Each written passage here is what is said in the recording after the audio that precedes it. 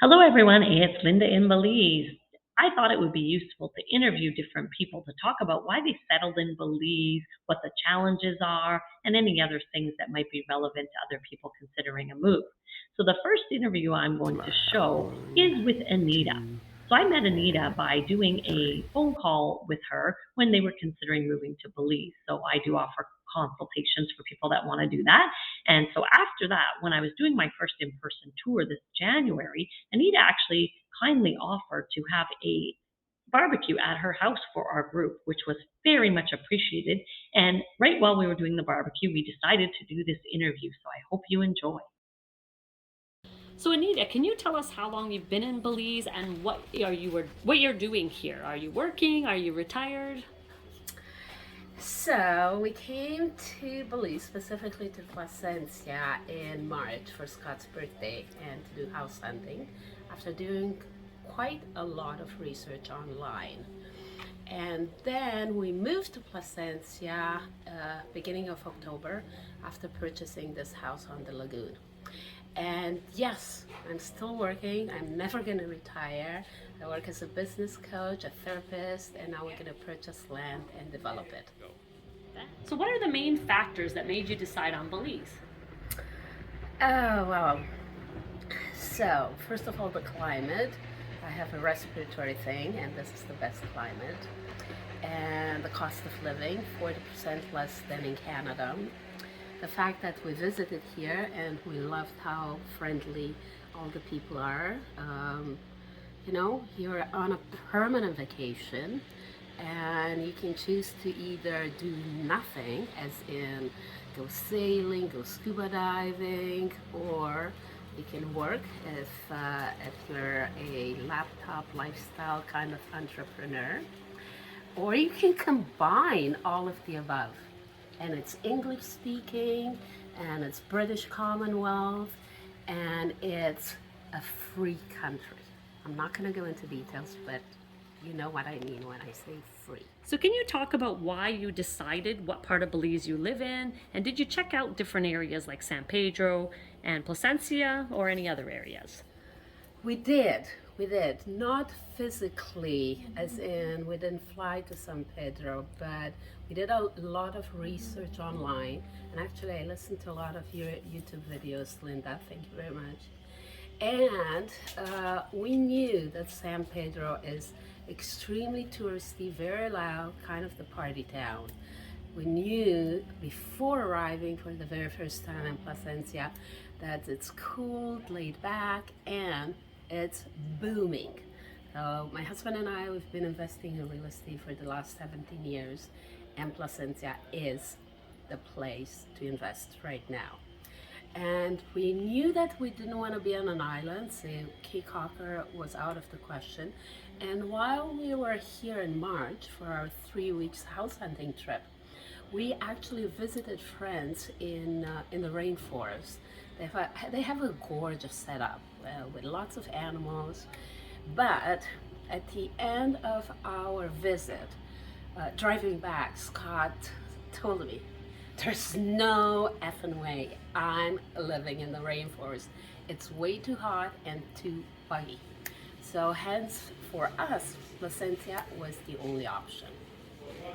So I know a lot of people want to bring pets into Belize. So I know you have a beautiful dog. How was the process of bringing her with you to Belize? Ah, okay. So the last 2.5 years, we worked and lived in Germany, close to Frankfurt.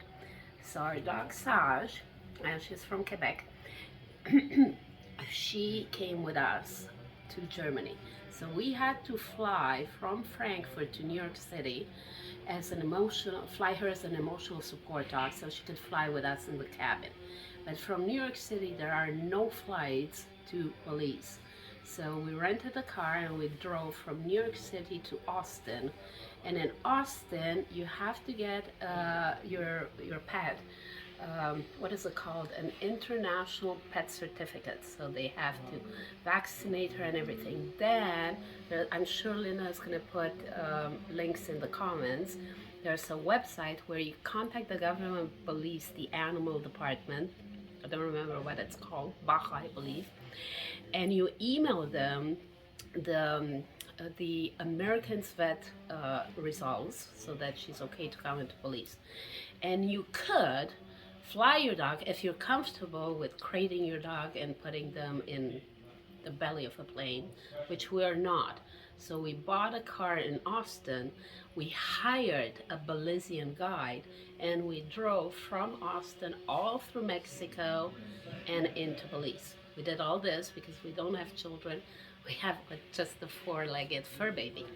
So if you're crazy about your pet, then consider driving from the States or from Canada to Belize.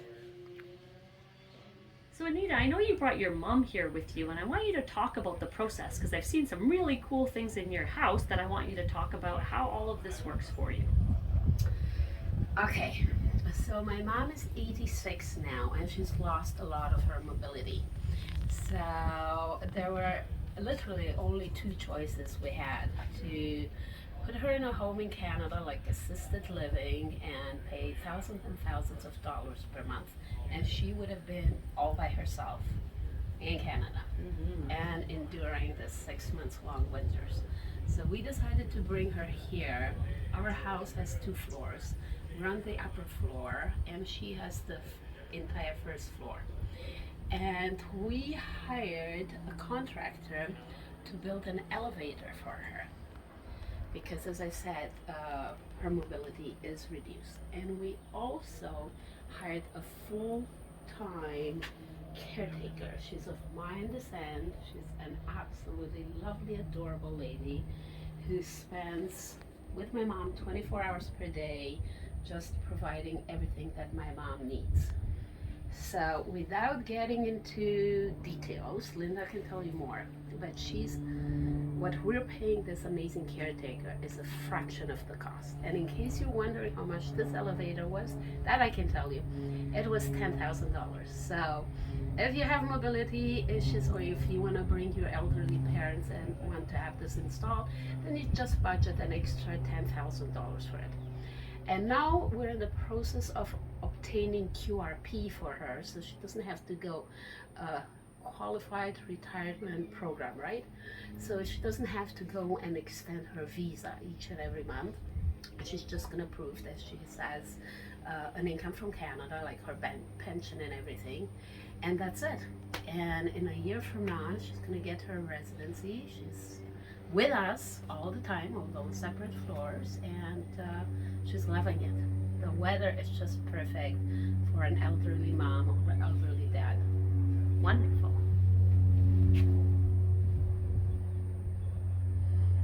Go. So can you give people advice that are considering moving to Belize? What should they do to research if it's the place for them, and what to look for and how to look for it? I'd say take at least 2 or 3 months, depending how many hours you can invest, and research. Read everything that you can get your hands on Belize. Anything from climate to cost of living to all the cultures that are in Belize. And then make sure you talk to somebody who's qualified, somebody who's living in Belize, specifically has invested in the area that you are interested in, and who can guide you and ask them specific questions. And I know, and I think I already mentioned it, that we are fortunate enough, Scott and I, to talk to Linda in person, I mean online, for like half an hour. And after doing all of this research and watching quite a few of her YouTube videos, we knew that Belize is for us. So when we contacted her, and she graciously accepted to talk to us, then we knew exactly. Be prepared, write everything down, and ask her some targeted questions, because she is really the best in guiding you in the right direction. There's going to be lots of Facebook groups where you can post questions.